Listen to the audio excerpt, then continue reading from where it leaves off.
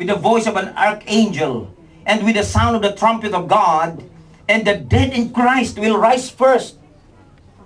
Di bali pala mamatay ka. Then we who are alive, who are left, will be caught up together with them in the clouds to meet the Lord in the air. And so, we will always be with the Lord. Therefore, encourage one another with these words. Let's bow down our heads and pray. Father, we thank you today. Lord, we come to you. We rely on the presence of your Holy Spirit to illuminate to us your words. Lord, isagawa niyo po ang layunin mo sa mga anak mo ngayon. Alam mo ang kanilang kalagayan. Alam mo ang kailangan po nila ngayon, Panginoon. Hope and encouragement. Oh, Holy Spirit, you're even called the Spirit of Comfort. Because iyan mismo ang ginagawa mo. Inaaliw mo kami, Panginoon. Lalo na sa kalagitnaan ng mga walang katiyakang mga panahon. O Diyos, dalangin ko po sa pangalan ni Jesus. Madakila ang pangalan mo sa gitna po ng mga tao ngayon, Panginoon. At habang nakikinig po sila, ang puso nila, Panginoon, lalong hahanga sa iyo, Panginoong Jesus. Lalong dadakilain ka, Panginoon. Dahil ikaw lamang at ikaw lamang ang aming Panginoong inaasahan, tinitignan, pinagkakatiwalaan.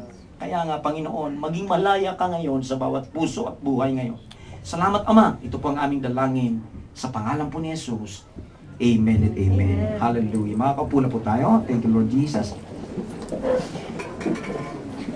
Nakakatuwa pong tignan na itong talatang binasa natin ay napapanahon sa ating buhay ngayon. What we really need today is encouragement. Because we are in the midst of hopelessness. We are in the midst of uncertainties. Nasa kalagitnaan po tayo ng kawalang katiyakan. Kaya nga po, napapanahon po, maging si Pablo nung sinulat niya po ito sa verse 18, sa final verse, sinabi niya, encourage one another with these words, with this truth that I have just read to you. Titignan po natin sa araw na ito, mga kapatid, ang tatlong katotohanan po mula sa ating teksto, na kung paano, bakit po matatawag na tayo ay may sinasabing blessed hope. Again, uulitin ko po ang blessed hope na pinag-uusapan po natin, ay yung kaganapan sa muling pagparito ng Panginoon. Yan yung malaking larawan. Huwag natin titignan yung mga maliliit na mga bahagi lang ng malaking larawan. Dahil pag nawala tayo doon sa ganung paningin, maaapektuhan tayo na nagaganap sa mundo. Kaya tatlong bagay po ang ating makikita sa ating text sa araw na ito. Una po, the truth is that hope creates comfort. Nakikita po natin dito sa ating text, sa verse 13 mismo, nakalagay po diyan, na sabi po dito, kung paano nasabi po natin na ang pag-asa ay nagbibigay ng kaaliwan. Amen? Comfort. Yung yatang Tagalog ng aliw, ikaw ay mawawalan ng kabalisahan. Yung ba pagkatagalog doon? Medyo yata. Amen? Hindi ka mababalisa. Sabi po dito sa verse 13, but we do not want you to be uninformed, brothers, about those who are asleep, that you may not grieve as others do who have no hope. Sinulat daw ito ni Pablo sa mga mananampalataya sa Thessalonica para ipabatid niya sa kanila na huwag dapat silang malungkot, mga lungkot. Kabaligtaran ng kaaliwan. No? Kagaya daw ng ibang mga walang pag-asa. So in other words, makita po natin dito na ang pag-asa nagbibigay po ng kaaliwan. Sa paanong paraan? How are we comforted by this hope in Christ? Paano po tayo, mga kapatid ba, na pag naaaliw sa pag-asa natin kay Kristo? Ayon sa talata, tatlong nakita po natin sa verse 13. Una, if we know the truth, we're going to be comforted. Why? It is very clear sa ating text. We do not want you to be uninformed. Sa verse 13, sabi natin kanina, sabi ni Pablo, ayaw kong di ninyo malaman ito. Ayaw kong ito'y malingid sa inyong kaalaman.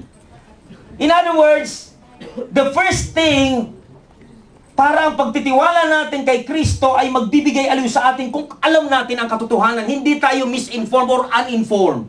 If we know the truth.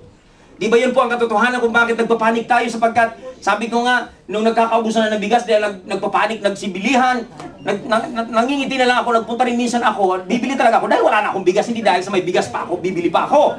Pagpunta ko sa summit, wala na nga, blanco na yung mga tindahan. Ngingiti-ngiti ako, sabi ko, panik sinayde, minasama. No, hindi yun ako. Relax na sinasabihan ko, bakit? Pag di natin alam, ako nakikinig din ako sa TV, hindi naman nagkukulang ng pagkain ng Japan, nagkulang lang sa supply.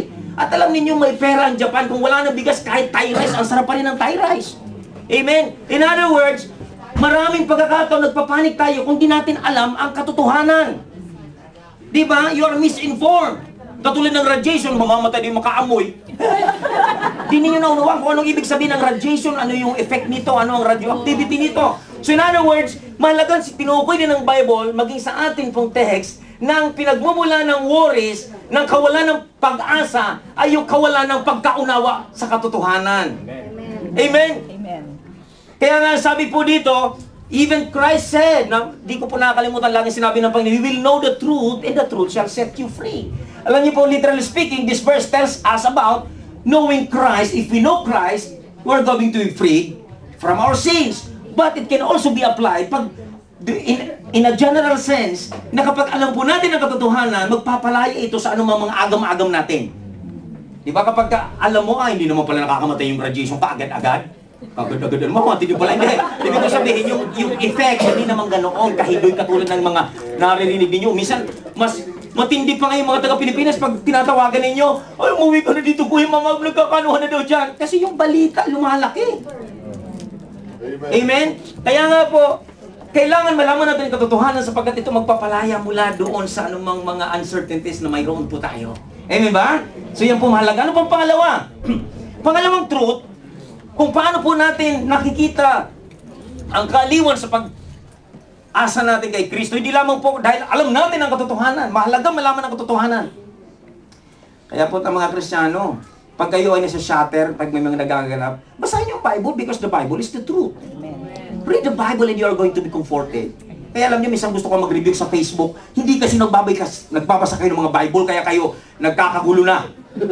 Pero hindi ko na magagawin yun dahil baka sabihin pa si Pastor, para masyadong self-righteous. Hindi naman po gano'n ang point ko. No? So, mahalaga po, ang salita ng isang tanganan natin at tignan. Hindi pa tapos ang mundo. Marami pang iaalaw si Lord. Nung lumindol nga, sabi ko kay Lord, okay lang akong mamatay kasi hindi naman tayo takot sa kamatayan.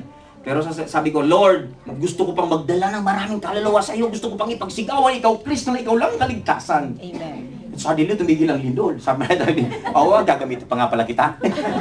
Inalawas, yan po yung aking puso. I know, ang buhay natin ay hawak na ng Diyos. Alam na ni Lord kung kailan ka at saan ka mamamatay. Hindi ka, baka inisipin, mamamatay ka na siya. Hindi, malay mo, takot na takot ka sa lindol, namatay ka pala sa pako. Oh. Sa katatakbo mo. Alam ni Lord ang life natin. Eh, may nakaapa ka ng may kalawang na pako sa katatakbo mo dahil yumayan eh. So yan po, tetano palang kinamatay, hindi lindol. Ano ba? So yan po ang unang bagay. Pangalawa po, if we know that believer's death is just sleeping. Sabi sa text natin, verse 13 kanina, sabi ni Paul, about those who are asleep. Actually, ang tinutukoy ni Paul, ayaw ko niya kayong, hindi niyo maunawaan ito. Ayaw ko ma-misinform kayo, ma-uninform kayo, patungkol doon sa mga nangamatay na. Actually, ang tinutukoy ni Paul dito, yung mga nangamatay na. Pero anong sabi ni Paul dito? Those who are asleep. Kay Pablo, ang kamatayan ay pagtulog lang. Maraming tao kaya nagpapanik. Bili na kasi baka magutom, baka kasi mamatay. Di ba yun ang ano natin, ang fear. One of the major fear ng tao, parang takot pang mamatay. Well, I tell you, huwag ka dapat matakot as Christian na mamatay. Dahil ang kamatayan sa Kristiyano ay hinalintulad lang sa pagtulog. Amen. Parang ganito lang yan. Yung tatay, laro ng laro yung anak, pagod ka na ba? Halika na, matulog ka na, oras na ng pagtulog. Ganun lang gagawin ni Lord sa atin. Oh, puros kayo laro eh. Gawin po natin.